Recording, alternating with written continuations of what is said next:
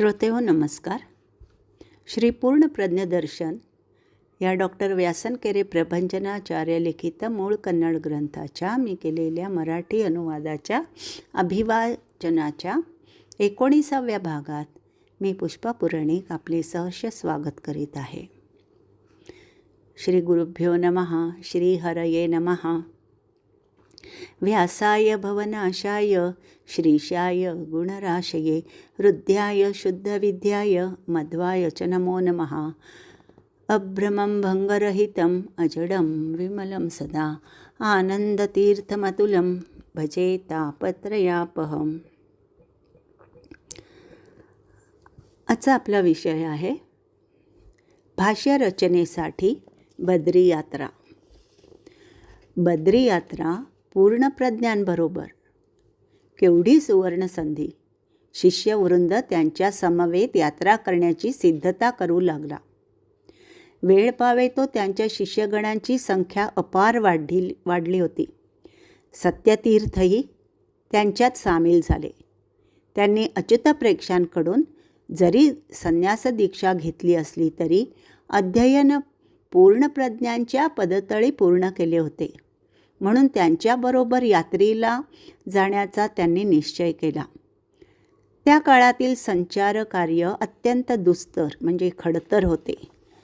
दुथडी भरून वाहणाऱ्या नद्या, तलाव आदींमुळे वर्षाकालीन संचार अशक्यप्राय होई, तर रणरणते ऊन आणि कडाक्याची थंडी यामुळे अन्य कालातही संचार असाध्यप्राय होत असे. अव्यवस्थित रस्ते आणि जंगलांमधून प्रयाण करणे ही समस्या होत असे. जंगलात क्रूर मृगांचे भय एकीकडे, तर भयंकर दरोडेखोर, चोर यासारख्यांचे भय दुसरीकडे.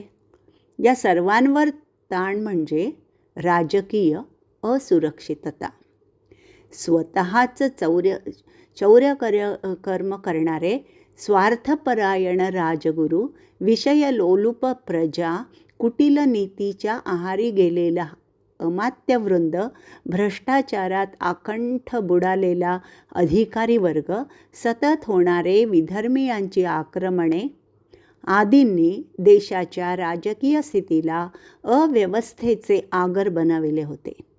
दैनंदिन जीवन जगणे आणि स्थानिक पातळीवरील प्रवासही समस्या बनून गेली होती.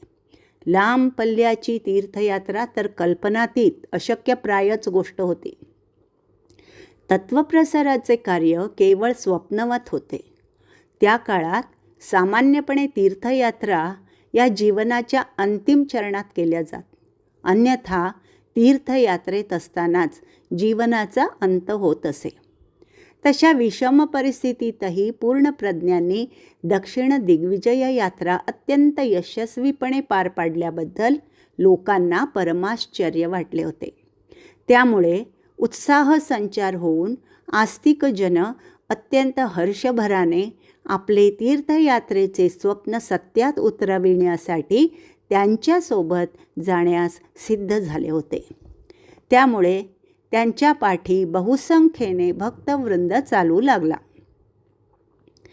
रजतपीठपुरीच्या अनंतेश्वराला दंडवत घालून रजतगिरीच्या बद्रीनारायणाच्या दिशेने पूर्णप्रज्ञांनी यात्रेस प्रारंभ केला. सोबतीला अपार असा शिष्यवृंद. इथून तिथपर्यंतच्या मार्गावर विविध पुण्यक्षेत्रे. शिष्यांचे तर भाग्यच उजळले होते. पावन क्षेत्रांचा संचार साक्षात पवनाच्या सोबतीने. पूर्णप्रज्ञांच्या स्नानाने तीर्थक्षेत्रेही पावन झाले. पुण्यक्षेत्रांची महत्ता नव्याने वृद्धिंगत होत गेली. मध्वमहिमेचा दुसरा पैलू म्हणजे त्यांचा अनोखा असा ग्रंथसंग्रह. सर्व तपांपैकी वाङ्मय तप अग्रेसर ठरते. शास्त्रवचनानुसार त्याहून उत्तम तप दुसरे नाही. स्वअध्ययन आणि स्वाध्याय प्रवचने या वाङ्मय तपाच्या दोन बाजू. या दोहोंसाठी दोन अत्यावश्यक साधने म्हणजे अध्ययनासाठी ग्रंथ आणि पाठप्रवचनासाठी गुरुजन.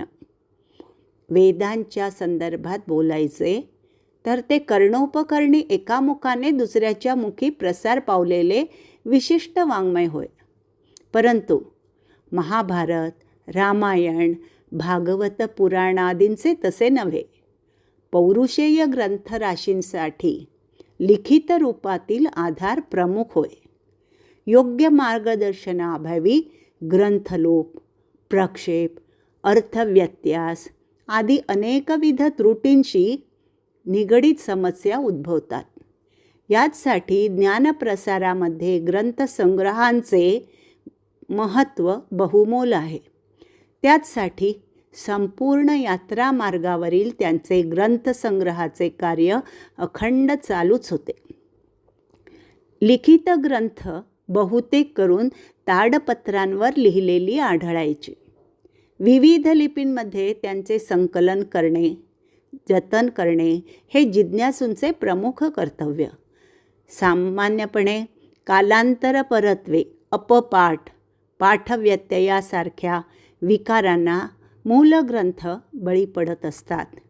यांत्रिकपणे केवळ ग्रंथांचे जतन करणे पुरेसे नाही, तर त्यांचे अध्ययन करणे अनिवार्य ठरते. यात्रेच्या वाटेवर असताना पूर्ण प्रज्ञांनी अखंडपणे ते कार्य केले. त्याचप्रकारे हजारो ग्रंथप्रती दक्षिण दिग्विजयाच्या काळात त्यांनी जतन केल्या होत्या. परंतु ग्रंथ जतन कार्य बद्री यात्रेच्या वेळी दुपटीने तिपटीने वाढले. ग्रंथसंग्रहाबरोबरच पाठप्रवचनादीही चालू राहिल्यामुळे जिज्ञासूंपर्यंत ग्रंथांचे शुद्ध स्वरूप पोहोचण्यास शक्य झाले. पाठप्रवचनांमुळे पाठशुद्धी होऊन ग्रंथांचे शुद्ध स्वरूप समजून घेणे शक्य झाले. या प्रकारे श्रीमध्वांच्या बदरी प्रयाणामुळे पुण्यतीर्थांप्रमाणेच वाङ्मय तीर्थही पावन झाली. इथे आपण आज थांबत आहोत. पुढील भाग क्रमशः पाहणार आहोत. श्री भारती रमण मुख्य प्राणांतर्गत श्रीकृष्णार्पणमस्तु. धन्यवाद. नमस्कार.